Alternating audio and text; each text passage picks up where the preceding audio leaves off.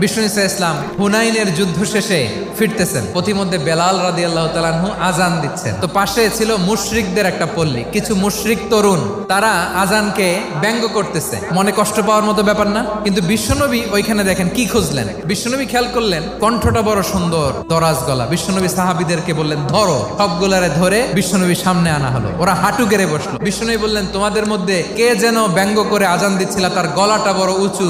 আবু মাহজুরা বলে আমার বন্ধুরা সবাই আমার দিকে আঙ্গুল দেখায়। আবু মাহজুরার মাথায় হাত দিয়ে বললেন এবার আজান দাও দেখি। আবু মাহজুরা বলে আমি তো আজান দিতে জানি না। বিশ্বনবী বললেন তাহলে আসো আমি তোমারে শিখাই দেই। বিশ্বনবী একটা বাক্য পরে, আবু মাহজুরা পরে, বিশ্বনবী পরে, আবু মাহজুরা পরে। আবু মাহজুরা বলে এক একটা বাক্য পড়ি আমার কলিজাটা গলে ঠান্ডা হয়ে যায়। বিশ্বনবীর সাথে দাঁড়িয়ে উনি শাহাদা পড়ে মুসলমান হয়ে গেলেন। বিষ্ণু ইসা ইসলাম বললেন যাও আবু মাহজুরা, আমি তোমাকে পৃথিবীর শ্রেষ্ঠতম মসজিদ মক্কার মসজিদুল হারামের মুয়াজ্জিন হিসেবে অ্যাপয়েন্ট করে দিলাম।